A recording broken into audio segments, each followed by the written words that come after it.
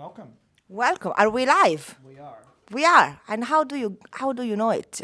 It's not written anywhere, but you sense it. You should see it over. Okay, you sense it. Just trust me, it's fine. Okay. Okay. Now I know I'm live. Okay. wow. Good. Amazing. So we are live. Oh, There is a buffer. there's a technical problem. Problem solved. Amazing, huh? This is how life should be. The utopia of problem solving in the digital society. Digital society or digital culture or digital ideology is a lot about solving problems. But in most cases, this really doesn't work. And also now, I mean, the problem is recurring. There's the recursivity of problems. Anyways, while our stunning equipe of technicians and media wizards are solving the problems, let me welcome everybody in the room and in the rooms all over the world, because we have such a global audience, Gandini, you should know. Of course, you must have heard about our global audience, haven't you? I've heard. Yes. And we are here for the CDI TV stream episode. Michael Dieter, yours truly, director, co-directors of the Center for Digital Inquiry at the University of Warwick. And today we are going to talk about digital disconnection. And okay, so you know I'm a huge fan of oversharing in context in which you shouldn't overshare. So I'm going to overshare right now. This for me is a little bit of a dream because Gandini and I are like academic siblings. And True. not because we are very similar, in fact, we are kind of different, but we grew up together intellectually and academically, and we have the same sort of academic equivalent of family traumas, you know, those events that really mark your way of thinking. But in another life, Gandini and I would have been MTV VJs. Do you remember MTV? We have the right age range here, haven't we? So I think we've always had this sort of more or less implicit dream of, yes, academia is cool. I mean, it's good for us because otherwise what could have we done? But being VJs would be much better. And also, Gandini used to play in a band. True. And as I'm well. totally not a player, neither a singer. I'm completely out of tune. But I could have been, I don't know, the producer or maybe the ragazza immagine, how do you say it? Like the one that is there because of the look. You know, I want to be remembered because of the way I look. We also, at some point, had an idea of setting up an indie band, which was the immaterial labor. And that would have been such a good idea, such a missed opportunity. So, here is the closest we are getting to the immaterial labor. Perhaps you're not going to sing, perhaps you're not going to play, but we are going to mess around. With what? With the idea of digital disconnection, which is Alessandro Gandini's new project. Now, you have to know, Alessandro is one... You are a little bit of a rising star of academia. He's one of those like overachievers that, yeah, no, it's true. Like he wins the grants. You know, he's the one that wins the grant. It's difficult to be your friend, like in this respect. Like, would be very easy to hate you. Like he got this ERC starting grant, the billions, trillions, but he's also super cool, so you cannot really hate him. So I mean. Yeah, it's not easy, but it's one of the greatest things that happened in my adult life. Yes, I love you all. Same, you know that. Yeah, no. you know. This is all gonna be about us, like exchanging love. Fortunately, there's Michael that maybe at some point you can, you know, kind of intrude and bring us back to the rail, however curvy rail of today. So, digital disconnection, what is that? I don't know anything about these ideas. You said it's not a new project. I said the new project that you were like, Not yet, let's say. First of all, thank you for embarrassing me. I love you. You It's were ready. all of what you said is true. No. And as you say, as the saying goes, never trust your friends in a public place. Never, ever. And this makes it, of course, very, very sweet to be here. Thank you for having me. Yeah, it's not yet a project. It's something that has grown into the project that I'm working on, into the projects that I'm working on, as you also mentioned, as an interest also by way of a number of meetings throughout those years with colleagues who are very engaged with this topic and this type of research, which looks at the different ways in which, especially after the pandemic, we are seeking to somehow take a distance from digital technology and their burdening presence, which is quite a thing now, especially following, again, a period of our lives where we have just been online, basically. So digital disconnection research comes out of this as something that was already there, but probably found a proper audience and space and field, so to speak, following the pandemic. And for me, it taps into a number of different things that relate to work, and which has been the long-term object of my study, digital media, digital technologies, and cultures of work. It's what I do for the most part. For a living. For a living, exactly.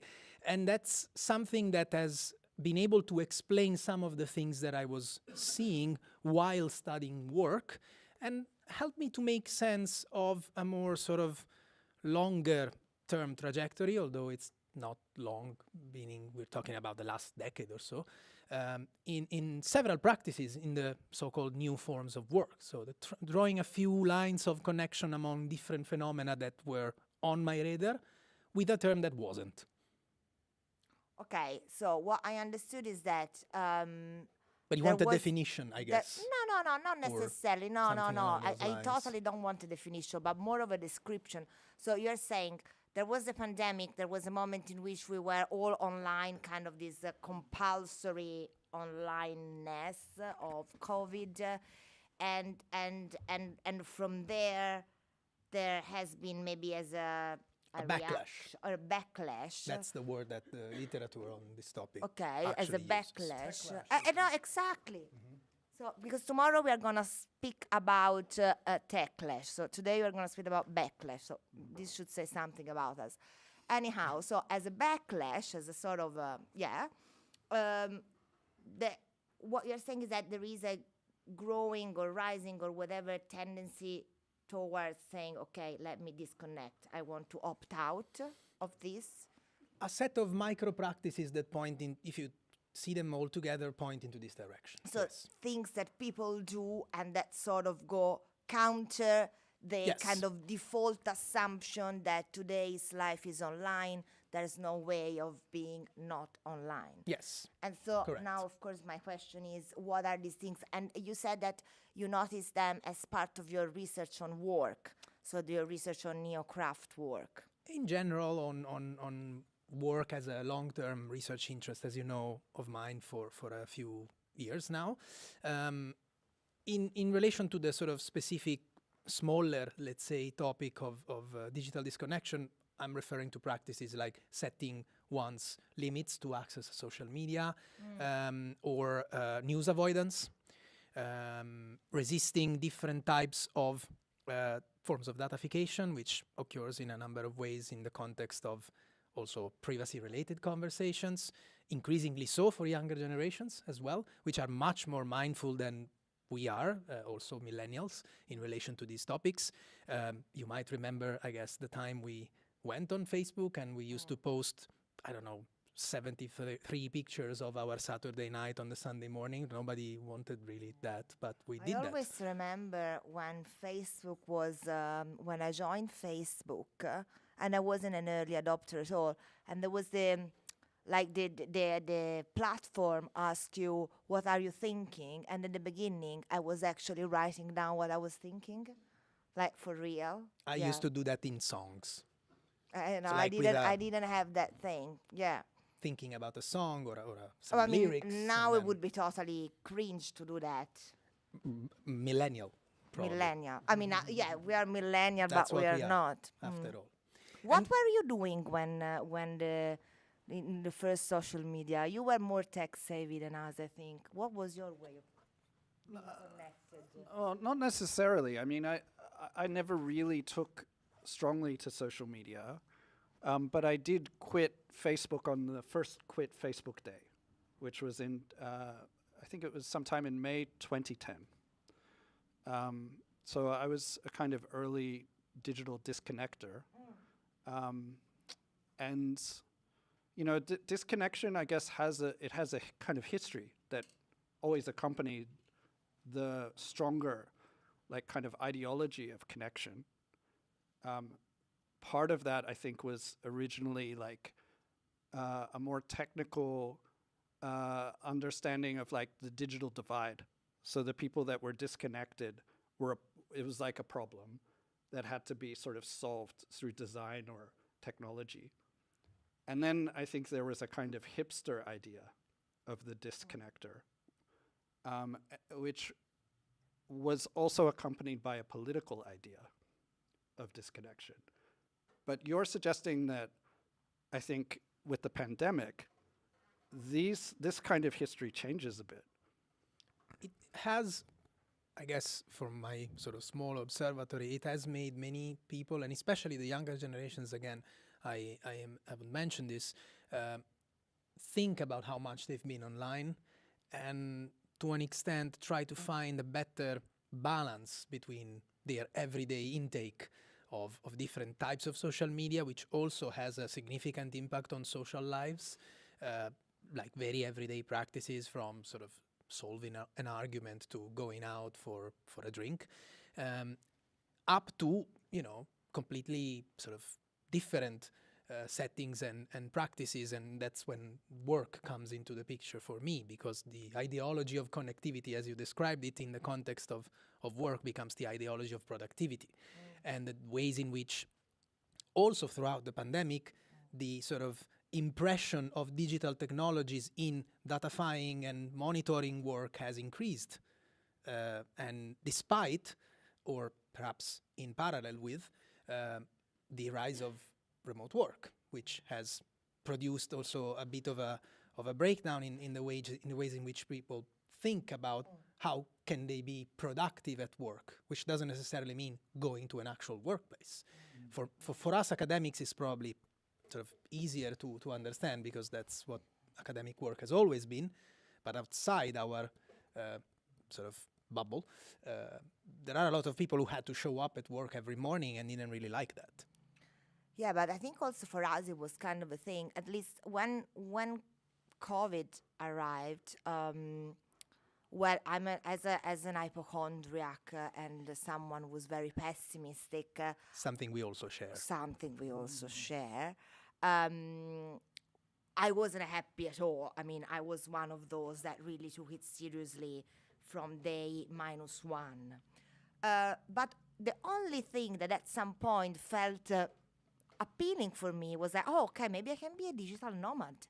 Maybe I can finally work only remotely and travel the world like the people that some of us would study, you know, back in the days. And that sounded like an appealing thing. And then a few months into the pandemic, I was like, no, this is a total nightmare. Like, I totally don't want to be a digital nomad, because it was the less, well, of course, a digital nomad, like during a pandemic, the nomadism was much restricted. But the whole thing of feeling, like, I really did feel like completely wired. And I missed coming here, and I used to hate taking that Avanti train and get to Warwick, and you know, I was dreaming of, okay, now I'm teaching everything online forever. And after the pandemic, I must admit, I still kind of strongly dislike it, like getting on the train, etc. But also, I do kind of value it more. Yeah, it's a funny thing too when we, so in some ways the origins of CDI TV, what we're doing now, lie also in the pandemic, because CDI was set up in 2020. At that time it was directed by Nathaniel Tkach, who's Nate, who's now Goldsmiths. But almost immediately, the pandemic happened and things went online. Carolina, you did a great series of streams, Summer of Love, yeah, and Nate did some streams as well. And then when we were looking, after Nate moved to Goldsmiths and Carolina and I were looking at, we became co-directors and looked at what CDI had done, we were like, yeah, maybe we should sort of return to the live stream. But I have to admit, there was almost, for me anyway, a slight element of trauma where I'm like, oh man, I don't know whether I want to go back to live streaming. And what made it interesting was going hybrid like this, and also sort of accepting the fact that we choose to do this and that we sort of had left the medium of the live stream a bit unexplored in a way, because we'd sort of been forced into it. And it was, of course, you know, Zoom and Teams with the talking heads and this kind of, you know, flat experience of space. So, yeah, but there was still a little bit of like a kind of a traumatic moment, I think, going back. Which is perhaps a very sort of similar story of remote work, again, which at some latitudes, Italy being one of them, has never really been experimented, has been imposed upon people for the period of the pandemic. And then people found that there were some sort of negotiation space between what the companies imposed upon them and what they wanted to do. And they struggled, of course, I guess perhaps more than us. Here we still enjoy some freedom in what we do, more than other jobs. Many struggled with locating this negotiation space and where to draw the line between, oh, this is something that I want to do remotely, this is something that I have to do remotely, and the other way around. This is something for which I have to go back to the job, or I like going back to the job, or just sort of continue being on a remote work organization. Can I ask you more like how then you're thinking about it? Because I also bring this example up because I think early in this moment of like, okay, I'm choosing to disconnect. I remember when I would tell people about quitting Facebook, sometimes I would be greeted with hostility, actually. What year was it? 2010. Or you were a hipster. Probably before I well, joined it. Unfortunately, That you know, was a it could hipster be read move. that way. I mean, there certainly was an argument like, who has the privilege to quit? And there was very legitimate, I think, arguments around who can disconnect and who can't, especially when it's related to labor. But I think there was also, and there was, of course, people who would be confused, you know, about exactly what are you doing. And honestly, I didn't always necessarily want to get into this kind of, you know, lecture mode about like the problems of the platform, etc. Because sometimes it was like, you know, we're at a party, we're at a bar, you know, but people would be like, why can't I connect with you on Facebook? But anyway, I think in that moment there was this idea that disconnection was kind of like somehow you know, a final gesture. It was somehow decisive. It was somehow like a clean break.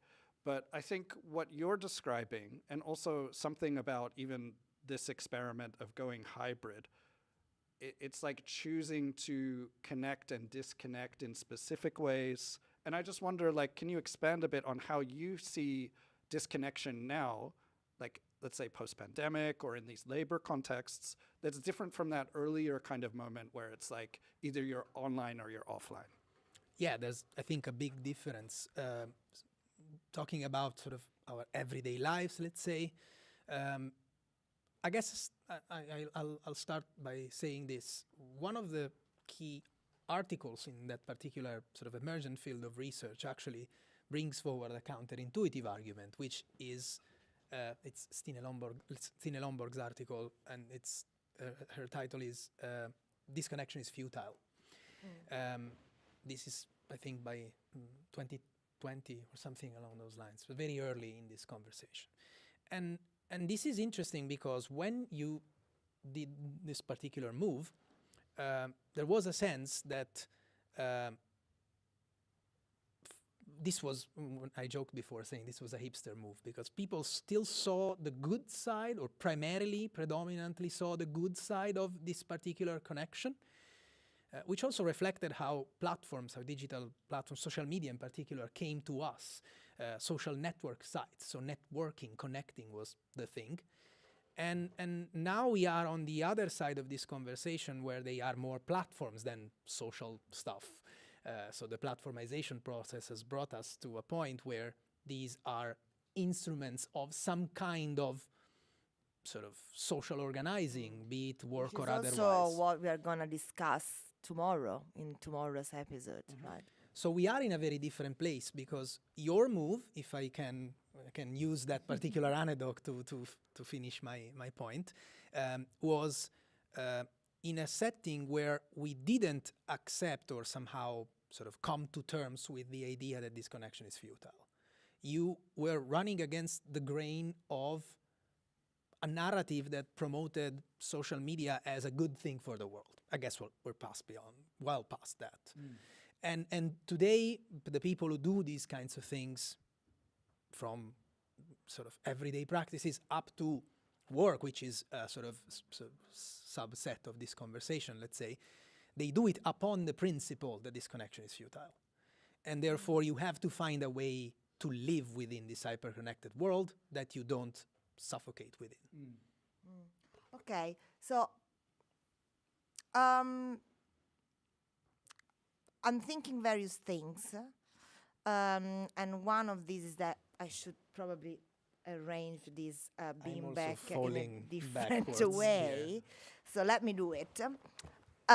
So we and can in the move, meantime- actually. I thought I was sort of like a statue, freezing on this. Okay. Yes. Because I am on the floor, actually. Oh, okay. Okay. Let's try a new one. again. Right. So I was thinking. No, yeah, I I'm fell. ready. I want That's to nice. ask you. Not the best position to be on screen, but anyways. This is before. Now it's after. Anyhow, yeah, exactly. But so disconnection. When you're talking about disconnection, I can see you mean different things. It's Yes. like disconnection is a spectrum. A constellation of practices. Of course, it's a constellation of practice. Sorry if I didn't get it I before. should have said this No, of before. course, it's a constellation of practice. I think constellation is a word that is getting momentum, so I like it. It's a I'm also a constellation lot of into practice. CoStar and all these particular Into? CoStar and horoscope apps and all of that. We'll talk about it later. I don't know what you're talking about, but so a you have some- constellation of practices Yeah. amongst which I can see like this limiting social media use. So there is a growing awareness. We see it also with our students, our undergraduate students, that they would say, okay, I want to monitor my time on social media, on Instagram. There's an awareness of it, and also some functionalities of the smartphone. They give you daily reports, etc. And I think it's also the kind of part of the quantified self, or anyway, calculating and quantifying everything. But there is this sense. There is also a sense of what should we post and what we should not post. So what material gets connected and what material should remain disconnected. Probably the most evident phenomenon of these is the double sort of Instagram or TikTok profile, like Finstars. the Finstas, exactly, that was the name.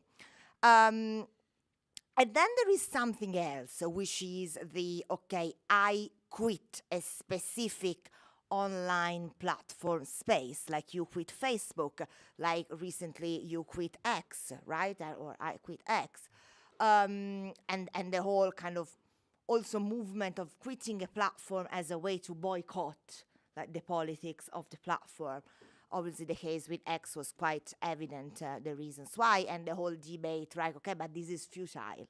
I mean, who cares? You know, like these people that were saying, like some no ones like me saying, hey, I quit X. And they're like, yeah, and now, you know? So, but then on the other hand, it's sort of maintaining a sense of intellectual honesty. So, monitoring and being aware of the time you are on a platform. opting out of a platform or a specific online space, differentiating between what is connected and what is not, what is online and what is not. And then also, I think I kind of sense that within this constellation of practice, already quoted, Gandini 2025, there is... This counts as a reference. This counts as a reference. There is also something that at least I kind of connect with the quiet quitting thing, with the whole kind of phenomenon or another constellation. Now I'm gonna say constellation all the time, you know. Like you can start count. I love it because I love horoscopes, as you know. So the quiet quitting, le grandi dimissioni, how do you say it? Great also resignation. Those ones. And also I'm thinking of your research, Cecilia. There's Cecilia Guidotti there, a colleague here at the Center for Cultural and Media Policy Studies, that you did a research on quitting the creative industry. So there's something about disconnecting that is not only disconnecting disconnecting within or in relation to the internet, but disconnecting to a wider as a social system. practice. Yes, I agree with that. Did I get it right? Correct. And that's, I think, more clearly visible when it comes to work, again, which also, interestingly for me, is not simply something related to the pandemic. Now, of course, disconnecting a little bit. Of course, unplug. It's not related to the pandemic, or it is related to the pandemic, but it's not simply the byproduct of the pandemic. It was there before, and there were things that were there before that were already going into that direction, only we couldn't draw the lines. You mentioned digital nomads. It's a form of disconnection from a certain type of work, one might argue. There are other types of work. The one that I have studied, again, neocraft work, potentially can be seen as a form of disconnection from certain types of highly intensive knowledge work, which becomes hyper-datafied and very sort of productivity-oriented, with a significant level of digital intrusion. But then again, the pandemic has made this sort of visible in plain sight. The Great Resignation, quiet quitting are the ways in which you cope with these things. And remote work as well has become a sort of negotiating chip, let's say. So the interviews we've done in another project in Italy were clearly demonstrating that many who have been forced to go back to work in person left their job at some point because they didn't like the idea of not choosing. And therefore, I think something to connect to your sort of broader, higher point, let's say, is about the possibility to be afforded to choose, which is also a matter of inequality, which goes in the direction of society at large. Who can and cannot quit social media is also a question. Who can and cannot quit digital technologies or some forms of work or highly intensive knowledge work is also a matter of people who can or cannot afford doing that. I want to ask a question about this futility sort of baseline that you point to. Do you understand that as a kind of like what you would call the vibes? Like, is that the structure of feeling around digital connection today? Like, it's futile, but somehow I do it anyway? Or because I think, like, to push things onto the more, like, critical, theoretical side, how are you thinking about it? Is there agency here? And I guess coming from the kind of Italian, like, tradition, is this a politics of exodus or not? Like, how do you make sense of this messy kind of practices of like a futile disconnection? I think I see a bit of all of this into the mix. Certainly, it's some kind of form that is pointed at reclaiming agency by users or workers, or who can tell the difference now? Who is a user? Who is a worker? We are all the same. Also, that particular literature that you mentioned at the start tended to distinguish between the two. I think it's not necessary anymore. A user is a worker and a worker is a user at the same time, without necessarily going into, the digital labor debate. But because we are so plugged into a number of different technologies and platforms, it's really sort of factual now, hence futile. But also, it may be seen as something that again sort of is the acknowledgement of a state of things that wasn't there before, and that comes on top also of the realization that platforms have changed over the years. They're not simply there for fun or connection or telling other people what are you thinking right now, which is kind of scary. You can use ChatGPT for that to an extent, but it's the realization that these are instruments of capitalism, and as a result, they do something with our social relations that we have to somehow locate in our own scheme of things without necessarily being sort of overcome by it, or as if hopefully not being overcome by it. Did I answer your question? Well, I'm still just dwelling on this futile thing because we had Valentina Tani recently on CDI TV. And I think her argument might actually be the opposite, where she was suggesting that if you look at internet aesthetics and the vernacular, memes and so on that people produce around the experience of connectivity, a lot of it is that connectivity is futile. That the promise of connectivity, what we were promised in either cyberspace or immersion or some kind of sci-fi Silicon Valley future, often the experience of that is like quite a bit like less than what we've been promised. So yeah, I just wonder. True. I agree with that. Like about this using this disconnection is futile as a way to understand like what digital disconnection practices might look like today. I don't know whether that like. I agree with Valentina's point here, although again I think it's slight. The way I understand it is this is a slight variation of what I said before. So that promise we were sold, it's gone. There are some. The promise that being connected, being on the social media, the promise of like cyber democracy, the electronic public sphere, that sort of things, like that is gone. Okay. Yeah. Sorry for the apocalyptic tone, but you should have expected that if you No, invited but me. that I knew. I mean, I was informed that This could have been possible. the Habermasian public sphere. Alberto told me. Yeah, that. no, I know. I know. I was told that. So that is gone, and you said disconnecting is related to that. To an extent. In a way, to an awareness that, okay, you sold us like a fake promise, so... Not necessarily this sort of, I wouldn't see or qualify this as a sort of counter movement to that, but more as the realization that it's over. The realization that it's over?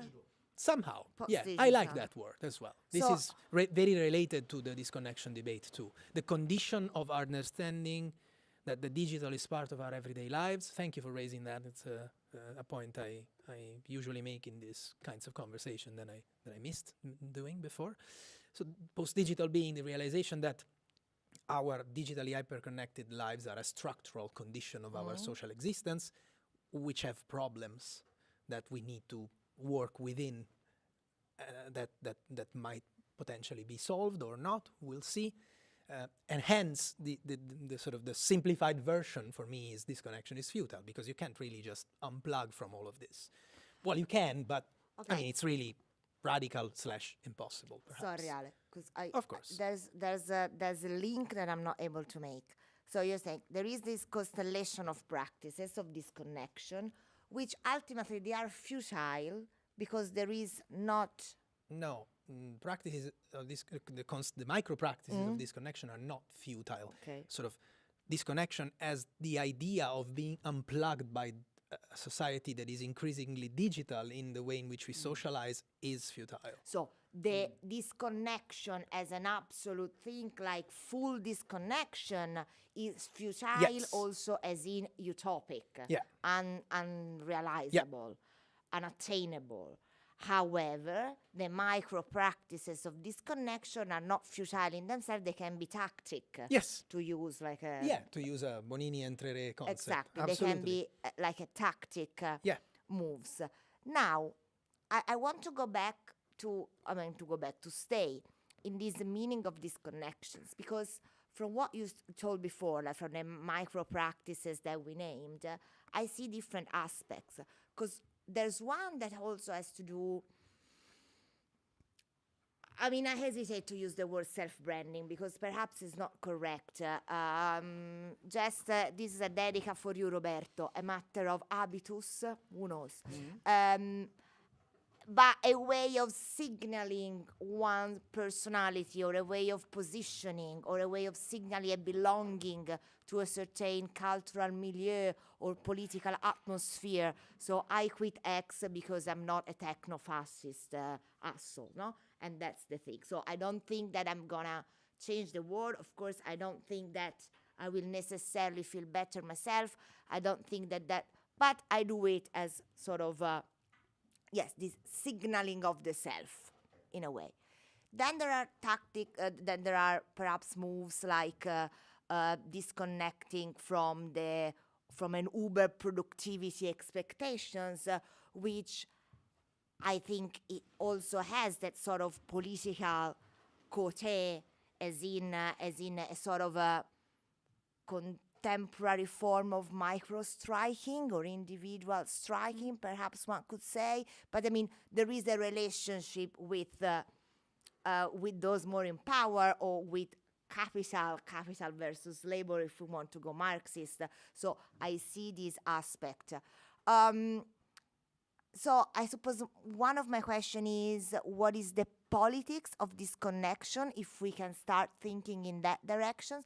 And also there's something else, especially when it comes to the monitoring, to the other examples that we made about monitoring, setting limits on what's time on social media, that I see more through a Foucauldian notion of the care of the self. Like somehow I disconnect because that's something that is bad for me. So I'm not doing because I'm cooler, I'm not doing because there is an underpinning kind of political set of values, but I'm doing because I'm getting fucking burnout and I feel bad with myself. So I would like you to explore more about the disconnection and its kind of significance for the subject and its social and potentially political significance. The second, I start from the second aspect. And then I go back. And then you go back to. I start from the second aspect. There is a lot of that. One of the things related to the sort of digital disconnection, work-related interviews that we've done in Italy, that is taking a sort of straight line directly to some of the experiences that, for instance, my Gen Z students tell me in class when we talk about these topics, is the idea of being tired of this. Tiredness. So it's the idea of the idea of the self-care in that aspect is absolutely spot on. Moving it into a politics of something, it's a whole different discussion. And it still is, to make it very simplified, an individual response to a collective issue. So these are micro practices that are still, for the most part, largely individualized. In work, we have two examples that this has not necessarily been only that. The example of the Great Resignation was a pseudo-collective sort of point at some point that people wanted to make. So perhaps everybody knows what is this great or big resignation, but maybe you can say a couple of sentences so that we appreciate, we are on the same page about this potential. yeah, the Great Resignation is a term that encompasses A constellation of practice. one practice in this case, quitting, one's job, A planet. and well, Just one planet. that's Elon's idea, Oh, but fuck.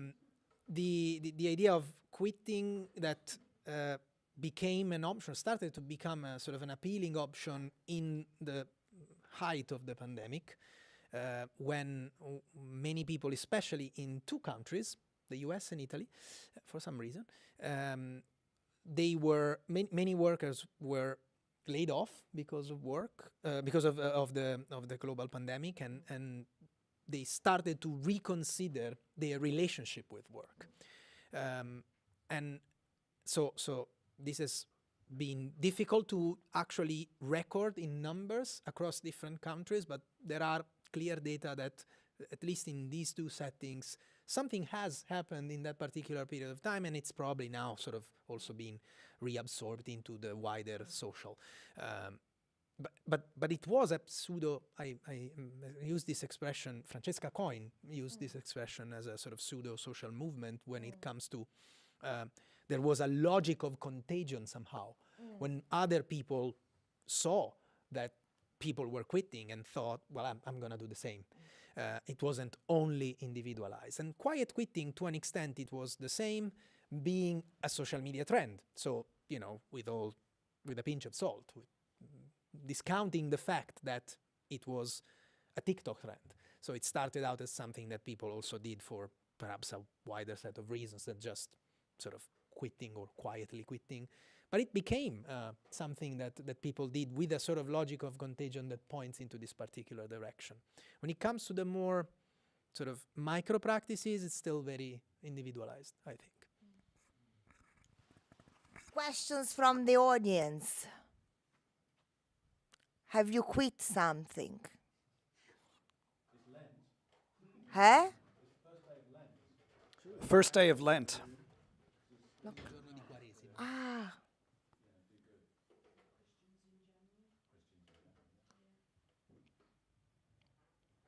Well, while you think whether you... Oh, there's a question. Oh, hi, I'm visiting scholar, Dr. Guy Healy. Wonderful to be here. So impressed with your use of YouTube and the hybridity with academia. It's wonderful, most impressive. You mentioned the constellation of practices. That's such a lovely term. Were there, empirically, what does that look like? Is there what makes up the constellation? I think you mentioned it a couple of times, but if we could elaborate on that some more, thanks. For the empirical side of this particular discussion, the data I have are related to work, and what we've seen is that it's never a radical thing. So it's never some sort of radical thing. It's something you, at some point, sort of make sense and find your own recipe to do, even when it comes to, the ultimate sort of decision. So I'm gonna quit my job and, start a sourdough bakery or something like that, which is also another job. another job, but a different one, which is something that gives you back some certain types of autonomy, but it's perhaps a different conversation. Maybe we'll talk about it tomorrow. But it's never sort of black and white, on and off. It's something that at some point you start sort of making sense that there are these different practices, and they come on top of the realization, and I'll use a term that I hope you're liking as much as constellation of practices. It comes on top of the realization that many people have had throughout the pandemic, many people who we have interviewed in these few years, that their relationship with work is a toxic relationship. Yeah, I kind of love it. Also, the Britney Spears. Of course, Britney Spears motivation, is it's something that I a Marxist, as we know. As everybody, a feminist Marxist. Absolutely. Yeah. I'm just standing up in case someone wants to ask a question from the lovely embodied disconnected audience. But also, of course, there can be some, if there are questions online, Cecilia, what do you think? There was like a comment about how much disconnection is futile, sounds like capitalism realism, so perhaps you want to comment on that connection. What can I say? Oh, sorry. Yeah, that's my Sorry. bad.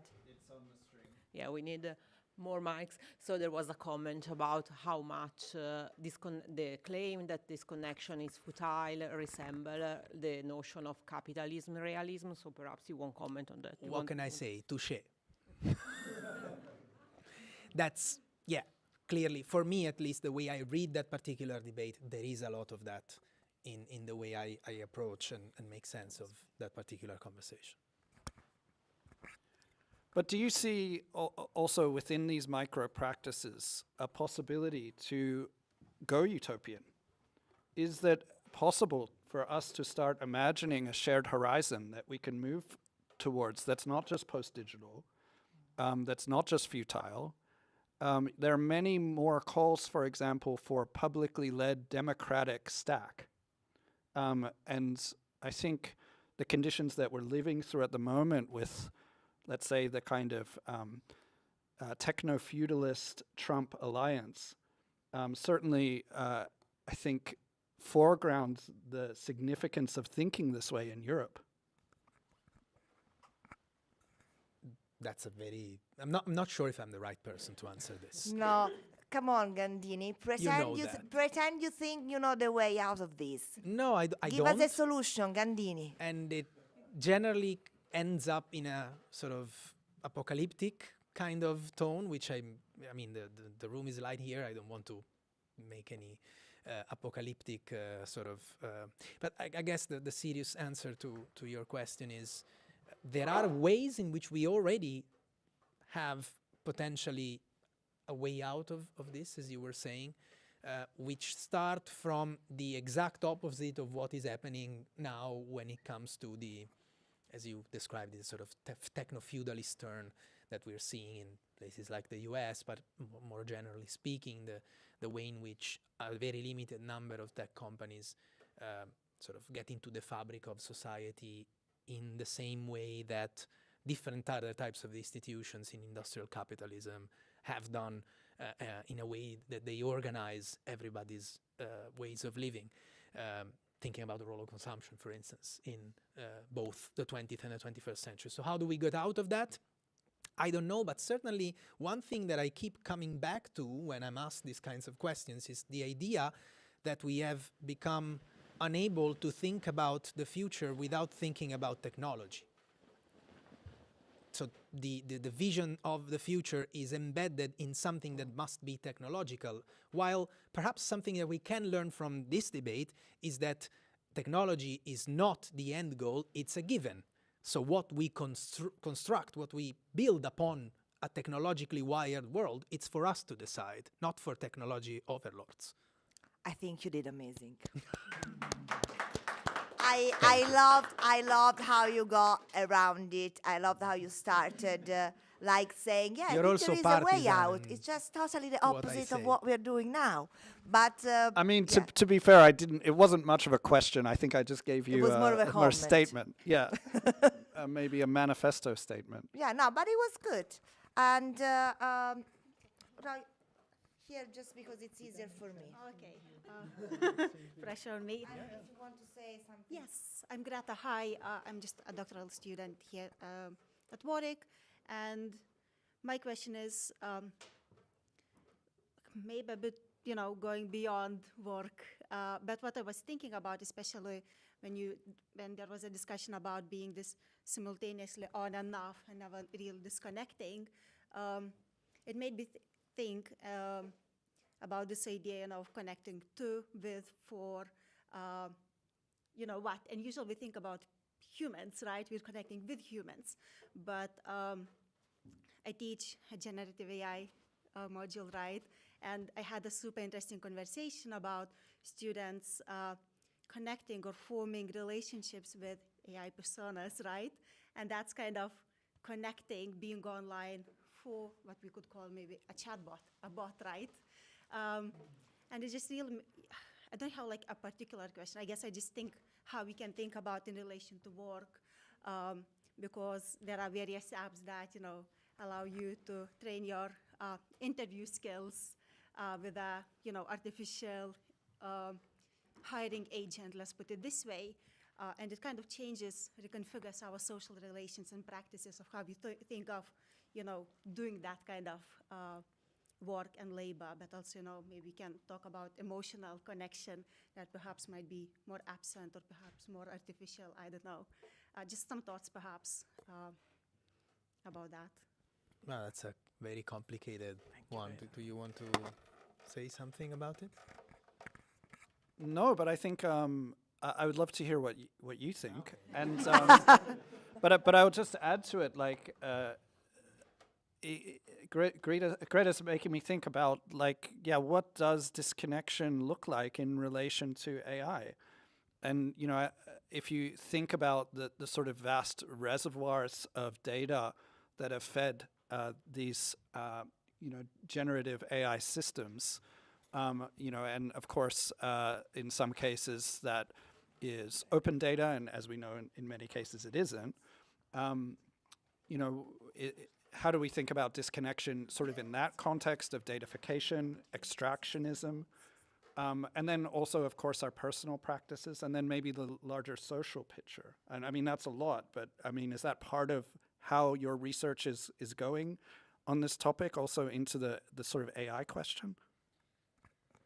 Well, I'm not there yet, so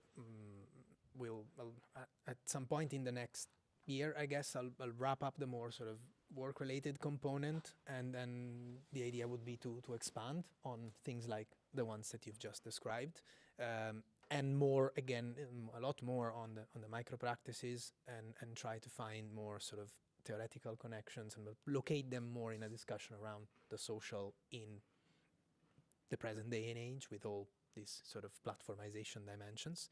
And to get to the point of generative AI, I guess my sort of instinctive reaction would be that we now have generative AI, but generative AI is not the first non-human interaction and social exchange that we've created.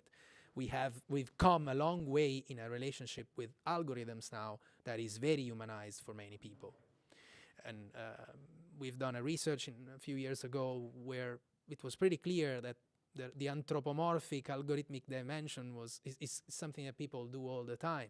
And you talk to your algorithm, and the algorithm doesn't understand you, and all of these sorts of things are a sort of proto-relationship of what you describe. So we have some sort of basic coordinates around which to build these new connections with generative AI that you were talking about. And there are also some other aspects that are pretty concerning, I think, which also relate to the idea of how we use technology as a sort of problem, as a general problem fixer more than a general intellect, where you have generative AI doing all kinds of things that sort of supplement other things that should be there for pretty much everybody, let's say.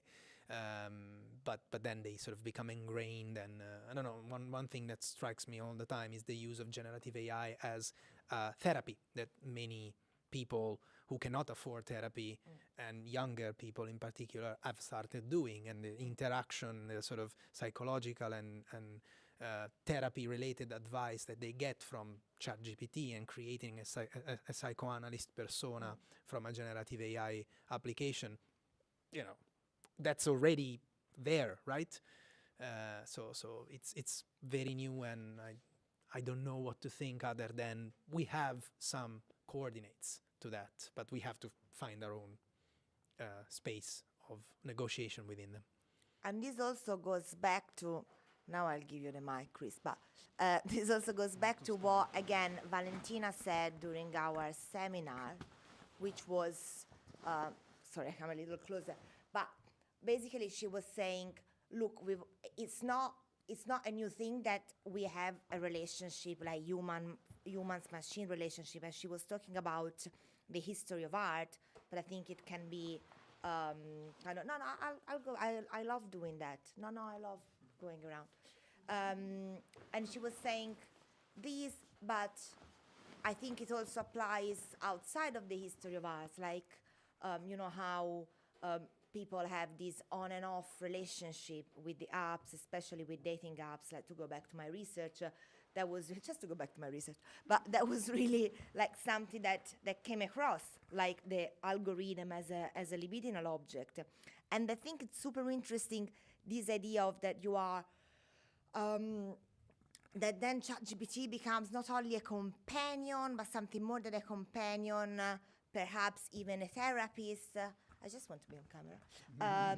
Perhaps even a I knew it. therapist. Yeah, and I think this is not that weird. Like, if you go back, if you think about how Lacan describes the figure of the analyst, or a certain transfer that you have, which is the subject supposed to know. And this figure of the subject supposed to know, and in a way, algorithms, even well before, or technology, or digital technology, even well before AI or ChatGPT occupied that function, that position, sorry, as in we know something about you, we as in algorithms, interfaces, or whatever set of technologies, there's something about you that you don't know, but we do. Like, even like Spotify that tells you, look, we know that you like this song, but you don't know it yet. So I think that it was really already there, and I find it, quite interesting. And also, in the module that we ran for the master, we did a project, a creative media project. It was on artificial intimacies, so sex, love, AI, etc. And quite a few students, they worked on like using AI as a sex educator, you know. And this is something that I didn't necessarily expect, but then the moment you think about it, like, okay. And I think it's super interesting looking at the position that technologies take. Yeah, I agree. I don't know what to add here. No, other just than that I you agree and I'm very clever. That is all I want. Yeah, but I think it's a whole other kind of unexplored genealogy to the disconnection debate, which is the libidinal side of things. Yeah, exactly. Yeah. So maybe. So I am very maybe this clever. is your. No, that's good. Maybe this is your grant. This is my Your grant. grant. My This is- grant. Yeah. Yeah. So this will be your. If there's forthcoming- someone connected that wants to give me, I don't know, 100K, 200K, I can work on that. But now, Professor Chris Bilton, tell us also something about you. I know you're very famous, but just in case someone doesn't know you yet, you're famous because you're co-hosting the Media Whatever podcast. Yeah. So I am the co-host of the Media Whatever podcast. That's my main famous thing, with Carolina Bandinelli, and we talk about media. And we're gonna have Alessandro as one of our guests on the podcast very soon.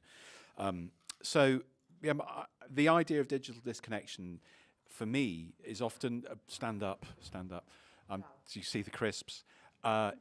My question is, digital disconnection you're talking about in relation to work, but for a lot of people, it's more about leisure, isn't it? It's about the and that leisure becomes work, and so there's a blurring between work and leisure, and digital media is right at the heart of it. So you're kind of doing things that are supposed to be fun, but they become like work. So my kids, when they're when they're updating their profiles or responding to messages, it's work, it's labor, but it's supposedly fun.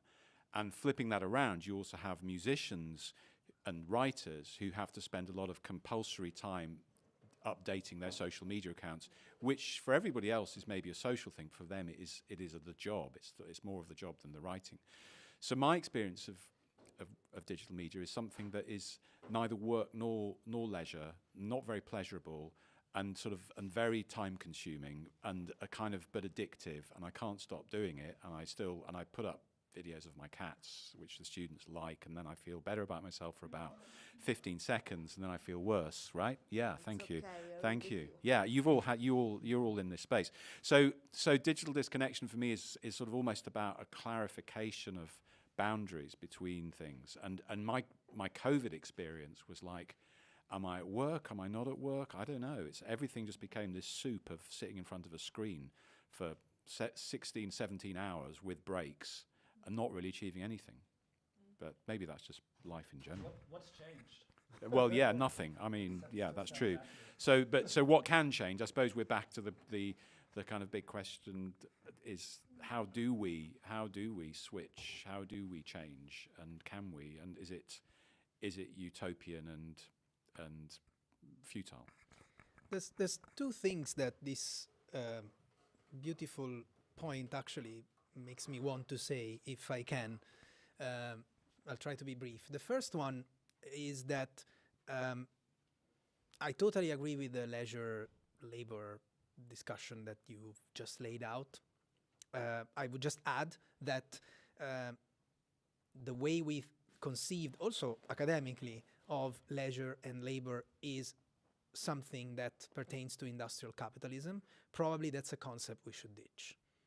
It's over. Oh, it's over, guys. Amongst the other things that are over. Perhaps something from consumer research, like the idea of lifestyle, is something more useful, where you locate all these different practices into an idea of what you do as a living human being. I'm not there yet. I'm not settled already on this particular idea, but I think it works much better than just trying to figure out a boundary between leisure and labor, which is moving constantly, and for individual people can be very different, can mean very different things.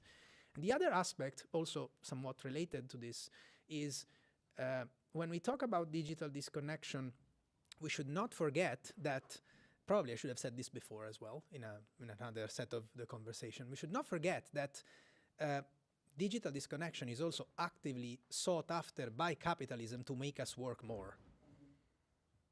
Thinking about sort of mindfulness retreat, digital detox practices are also practices that are there for us to do as workers so that we can come back to work more productive. I think we're not past a Radiohead song from 1997 totally we aren't, called you know, I'm Fitter, Happier, listening. More Productive, which is not even a song, it's just a computer blabbing words about how fitter, happier, and more productive we will be in the age of computers. That was 1997. It was okay, computer. It's still here. I'm listening to that album like in these Still here. days. Yeah, I'm glad you just mentioned Radiohead. However, I'm not entirely convinced about ditching the leisure work. Because It was a provocation, of course. Yeah, no, I know. But and also I was at Lyon to the lifestyle research people, so we had this sort of conversation. I mean, maybe it's a bit of a basic comment, but I still tend to think about work as that thing that pay me a salary or with which I pay my bills.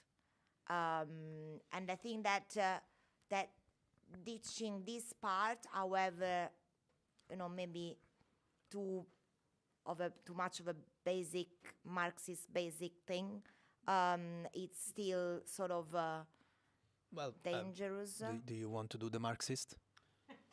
No, what do you- No, just a comment that and I'm not even sure that I fully like you're ditching it one. Maybe this is just a provocation. I don't know to what extent I fully commit to this, but it seems like we are lacking the vocabulary, especially if we talk about a constellation of practices. I mean, we're really Which just, we definitely are. you know, talking I'm about. not, part of me is not at all even opposed to thinking dialectically, you know, at times, but it seems like it would be more productive in this conjuncture for us to have a wider vocabulary beyond just work leisure, you know, to describe different kinds of experience that mix those two, you know. And I think of the example of posting your cat, you know, to your students. You know, what kind of experience is that? And then just other experiences of like conviviality, you know, a certain kind of sociality that is a little bit not reducible to a leisure moment or a labor moment, but probably is quite important for us to, you know, re-energize or, you know, become inspired in some way, or, you know, even maybe work towards, I mean, this is always a tricky point, I think, that Carolina raises about, like, is this, are we just sort of engaging in technologies of the self, and to what extent is this just the optimization industry? But it seems sort of related to that in a way, that we can sort of work on ourselves in those moments to not just tread water. I would think maybe, make some kind of progress. I don't know. We have a question here, and as usual, if you want to say something about. Yeah. My name is Dion, and I'm a PhD student just at the end of the first year. PhD is in cultural policy. Don't know whether that's relevant, but that's why I'm in here. So a little while back, I was just thinking about those three sort of reasons that that you gave for disconnecting. And the strongest reason I've ever disconnected is political value. And the frustrating thing is that initially when I disconnect, it's been misinterpreted or ignored. So as a political statement, futile perhaps is the right word. And then, with an awareness of AI models and systems, scraping, learning, whatever they're doing, there's almost a social responsibility to respond and connect to, actively, as activism, kind of. But that's in contraposition to the professional conduct in your work environment. So, those boundaries that someone else talked about, they're actually quite important. As a professional, as a researcher of integrity and reliability, can I make the comments that I want to make to counter what's out there? And when I see other people doing so, I just do so. I just go ahead and risk future employable opportunities. Because I want to put them on the right platforms where those potential employers are. So that's my sticking point. Yeah, wow. That's a difficult one.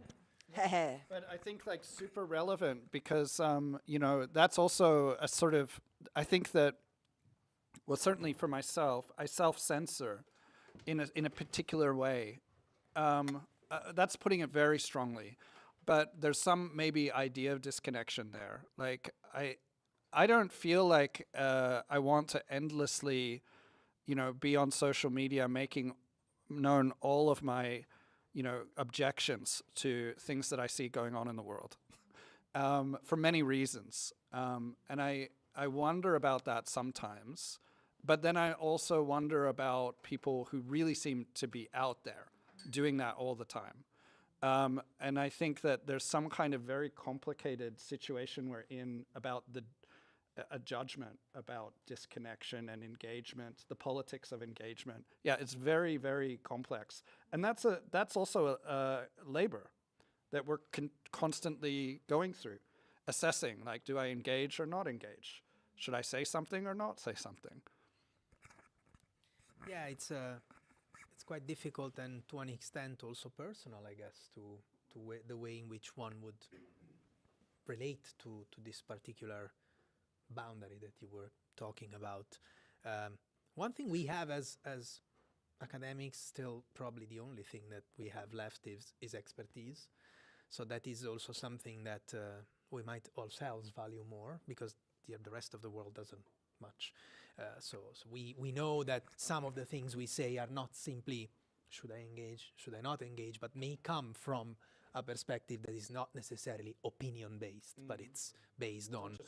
It's not just reactive to a particular sort of situation where you can make a political point, but also you can make a political point based on the sort of expertise and, let's put it in a way that I don't necessarily like, evidence-based research that carries some weight, at least.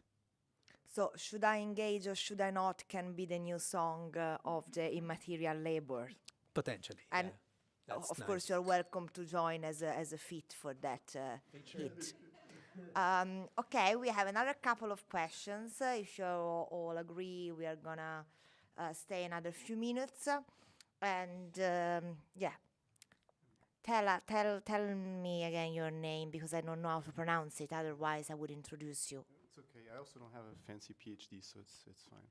No, but you are our real Gen Z. You know how we talk about all these young people, these undergrads, our students. Hey, We have a real one.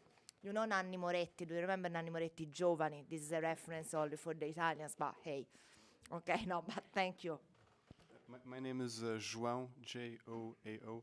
I feel sort of embarrassed because also I think my last two interventions I mentioned McLuhan, but because Chris mentioned the difference between leisure and work, and I gotta say, chapter, automation, understanding media, I think I'm quoting exactly here that in the electric age, leisure looks more like work and work looks more like leisure. So he has pages on that. But what was I going to say? In the chat, they said they mentioned about capitalist realism, and if it is indeed easier to see the end of the world than the end of the internet, I mean, how do you sort of mentioned this political dimension, and in your question you also mentioned the political dimension, because nowadays a true political movement must have some algorithmic dynamic, you know. But how do you even have an algorithmic dynamic of disconnectivity, or you disconnecting, you know, if you know that's the air we breathe, you know, the digital, you know. So during the pandemic there was an explosion in off-grid stuff, like that type of content, like, oh, I moved to the woods, or I quit my job, etc., and I now lead this very non-online lifestyle, even while I am an online influencer trying to, like, with millions of views and like hours and hours. Like another sign of this is like this critical, like video essays of like modern capitalist life that are like 3 hours, and I spend like 3 hours spending like hearing about like all the problems with digital capitalist life, but you know, I'm sort of like spending all my time there.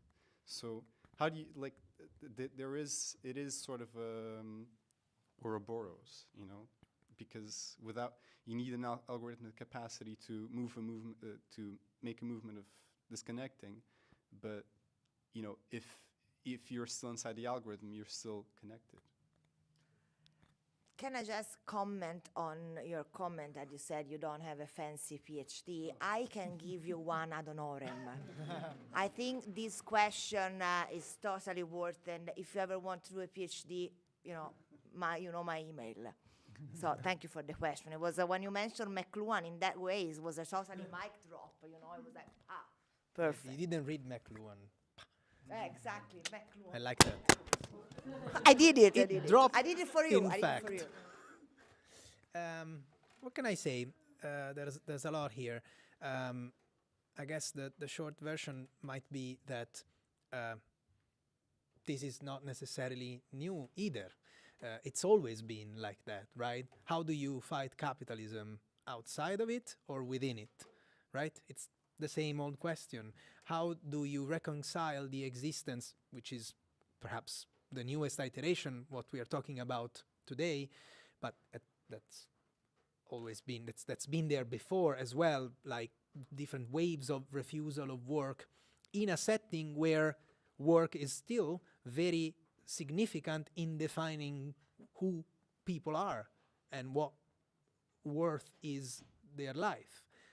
So that there is I see, and I totally agree, this particular sort of circular, so to speak, kind of dynamic, which is sort of inherent, I think, to the idea of how you, as, again, a political person, not necessarily in relation to party politics, but as a political, as somebody interested in the common good, position yourself in relation to these discussions. I like that we are getting deeper and deeper, and to finish it off, the very last strike, Cecilia. And Cecilia is our colleague here, Cecilia Guidotti, and you also did a PhD on quitting the creative industry. So when it comes to quitting, Yeah, maybe I should say that it's not completely about quitting, but quite a lot of it. I cannot guarantee any depth at this point, so perhaps we just reached the top depth. No, I was thinking about vocabulary. So having done some research on quitting, especially in the Italian context, and we were speaking about vocabulary. My question is about how do you engage or react with the temptation of reading contemporary practice of quitting in relation to the tradition of post-operaism, operaist Marxism, because this is something that I've been playing with quite a lot, and I was always undecided whether to use that framework and in what, dimension could be useful or not, especially considering, yes, the social movement of the 70s were very much social movements. However, workers refusing their works back then, they were not so politicized under many accounts. So more broadly, I was thinking we should perhaps trying to look at histories of disconnection before the digital, or it is just, and going even back, Ludditize or Luddite, I don't know exactly how to pronounce that, but I mean how it is productive to open these avenues, or it is just simply too much in the effort that we are making of making sense of connection and disconnection and contemporary work. So this was the perfect last strike, I think. I can recommend a book at this point. Nobody has done that yet, so I think it's appropriate. I guess Breaking Things at Work by Gavin Muller is a go-to read for this particular question. Personally, I think it's useful to go back to these histories. I think it's important that we don't simply do that, so that it doesn't just become a self-explanatory device. Oh, this is like the 70s. No, the field has changed. The rules of the game have changed. So we can learn something from that particular framework and take, of course, the things that we need from it, but we'll have to adapt to a context that is indeed very different, because that particular framework comes out of a transition from industrial capitalism to post-Fordism, whatever term you like to describe that particular setting, that worked for that particular setting, but not necessarily does in sort of a carbon copy with what we're living right now. Yeah, I really love the idea of a media archaeology of disconnection beyond even the Luddites, and sort of extracting, or no, extracting is the wrong word, but tracing these histories that maybe some of them we don't even really know very well. And just a couple of other comments that I'm thinking of. I think that with the disconnection debate, at least early when I was following it, there was also, other than the fact that it was painted in a very stark binary, there was, I think, a problem with not being able to think about effects that could be long-term or medium-term rather than just short-term. This whole thing of what's the point of what you're doing? What do you think you'll achieve? It kind of reminds me of how people talk about strikes sometimes. You have a strike, but the legislation goes through, or those people are still in power, and it's well, actually, the purpose of the strike, is to subjectify, subjectification, and we don't know the effects of it 10 years from now, 15 years from now. It's transformative. I think disconnection, it might be useful to think sort of in those kind of broader terms. And then another thing is investing in alternatives so that when the moment of disconnection comes, there's somewhere to go to. So I think, for instance, this whole Fediverse, which has, there are many critiques that are very legitimate about it, but it's been now a long-term experiment, and it still sort of gains traction at times. I think those investments in alternatives is also feels important within the politics of disconnection. I really like yes, please. I really like the metaphor of the strike here. But I would add one point to it. another function of the strike, another goal of the strike is to disrupt. So in order for doing what you've just envisaged, we should find a way for this particular set of constellation of practices, to become disruptive. At the moment, they're not. They are individualized, sort of self-coping strategies for the most part, but they don't raise to the level of a disruption, especially when it comes to a disruption of, social media platforms that are so global and giant that it feels also difficult to think about how to disrupt them. And there have been attempts, as we know, but they didn't really work out in the way they that we but should it is envisage. also what you were saying before, like we don't know in 10, 15 years, like we tend to be kind of short-sighted in this regard. This is just because I wanted to finish up on a surprisingly positive note. I think we've almost nailed it, guys. Disconnect, subjectify, disrupt, CDI TV stream, Alessandro Gandini, Michael Dieter, Thank you Carolina for having me. Bandinelli. And now we go for dinner. Ciao.